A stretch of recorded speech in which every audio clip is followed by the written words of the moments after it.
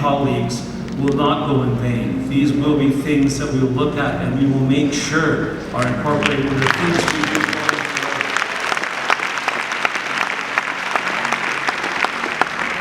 We can all say and we know that the community, the city, and our province has lost a remarkable spiritual leader and warrior. And I use that word as a spiritual warrior to mean a person who truly believes and does things with passion, with love, and commits and gives back. And this was Pastor James. Let's always remember him for his as a remarkable man, a person who was very generous, who displayed this through his entire life, not in his words, but in his actions, in his deeds. He was a person who believed that God would give inspiration and guidance on all issues if you give God the opportunity. And that's something that we all believe, we all here believe, and I believe is true. And we will continue in that way to go forward. On behalf of the government of the province of Ontario, led by our Premier Doug Ford, I want to extend my heartfelt condolences to Reverend James's family, to his friends, to the church, and to those that knew him here in Toronto, his beloved Jamaica, and around the world. God bless, and thank you to the family for sharing Reverend James with all of us and allowing him to enrich our lives. Thank you.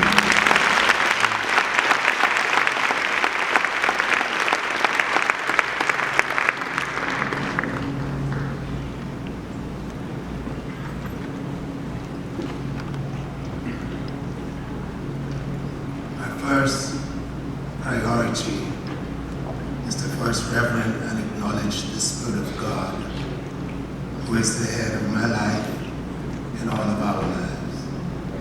To the host pastor of this edifice, the moderator, this caravan of ecumenical pulpitarians from far and near, national and local government officials, my parliamentary colleagues from Canada, Jamaica, ladies and gentlemen, brothers and sisters, good afternoon. Reverend Mother Rosenda James, pastors AJ, Judith, and Jendelin, spouses, and children.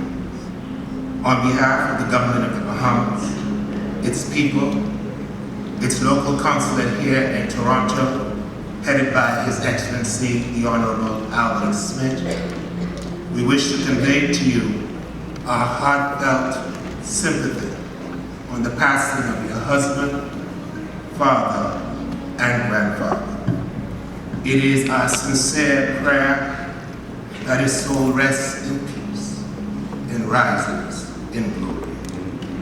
I have come to look for Bishop Audley Neville. Life would be so much more interesting and intriguing if we show people in life what they really mean to us, as we do in life.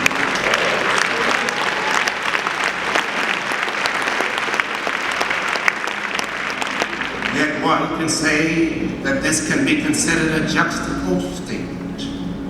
For this reason, we show up on such occasions as these because the deceased has either impacted, contributed, or had some prevalence on our individual or collective lives.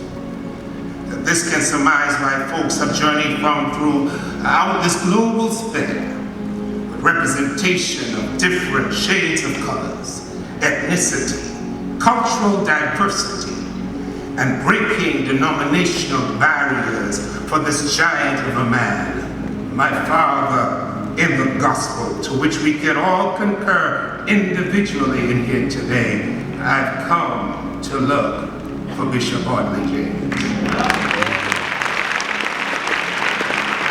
Like numerous of you, I was saddened to hear the transitory of Bishop Audley James, this general of the faith who facilitated in nurturing so many of us to spiritual elevation, giving birth to sons and daughters locally and internationally.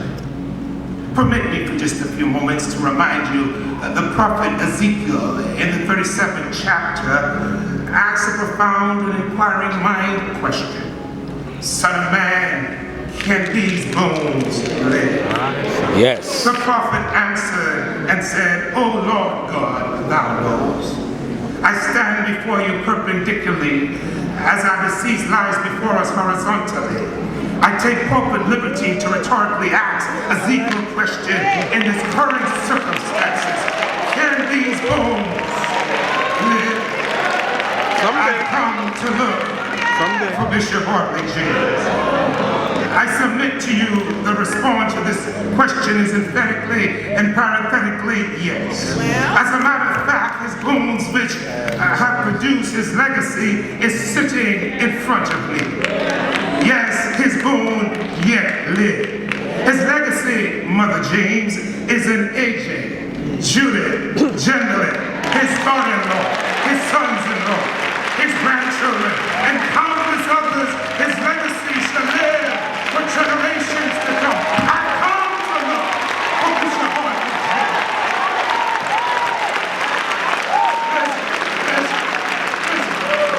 Sit down, you make me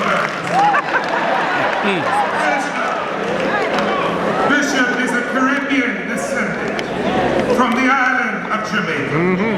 Sometimes we're not always proud of some of our Caribbean brothers and what they've done in other countries. Nonetheless, here he is, a man that made Caribbean people look good, sound good, and inspires us to be somebody.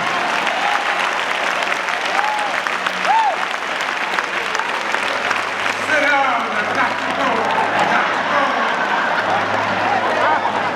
A barefoot boy from Jamaica, built and pastored one of the largest black churches during the 80s when many might have thought it appeared to be impossible in that era. What an accomplishment. What a heritage. What optimism for others to emulate. Yet he never allowed his accomplishments to overshadow his spirituality and love for humanity. Bishop would return from time to time preaching in Jamaica and throughout the Caribbean region to include my nation, the Commonwealth of the Bahamas. Can I tell you, Jamaica's better because Audley James passed by. Yes. The Bahamas is better because Audley James passed by. The Caribbean islands are better because Audley James passed by. I endeavor to say without there a contradiction, Canada, particularly Toronto, is better because Audley James came to it, led through it, and fought for it. Many souls, sit down, I've got to go.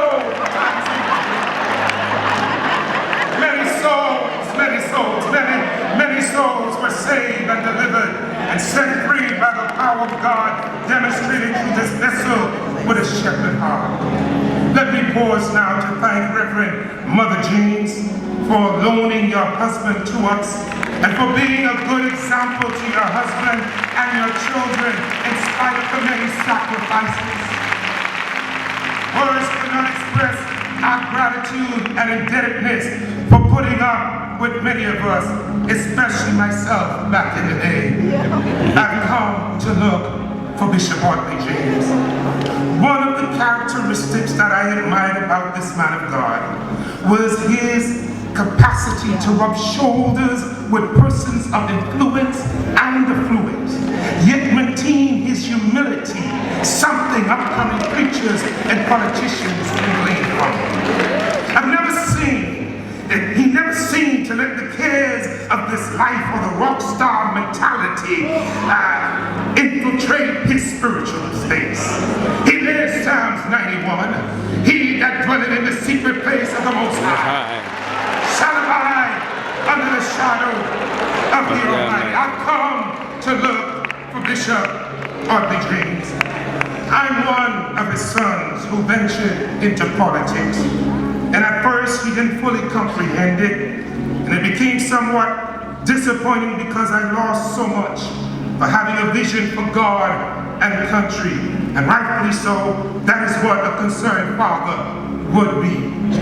Nevertheless, despite what looked like failure then, he observed my success from a distance, having first been appointed to the Senate and today being elected to the Bahamian Parliament. Amen. He would send me messages after messages with every Bahamian he came in contact with, which convinced me that he was a proud father who loved me from a distance, while he and I carried one another sincerely in our hearts. Bishop Audley James didn't love me because of me. He loved me in spite of me, in spite of my faults, my idiosyncrasies, and my missteps. He loved me as a father would. I've come to look for Bishop Audley James. Me being here, like so many of you, is to say thank you, sir. Amen. You've done so much for me. My life would never be the same because God allowed our paths to cross. I just want to say thanks. I'm almost done. If I were French, I'd say mercy. If I were German, I'd say dank. If I were Hebrew, I'd say Toda. If I was Hawaiian, I'd say Mahalo. If I was Italian, I'd say Grazie. If I was Japanese, I'd say Arrogito. If I was Portuguese, I'd say Obrigado. If I was South African, I'd say Danke. If I was Spanish, I'd say Gracias. If I was Swedish, I'd say Tak. If I was Tanzanian, I would say Sanko. If I was Zambian, I would say Toi tu tele. If I was Jamaican, I'd say thanks. Me, I say thanks. I would say thanks. Why come to look for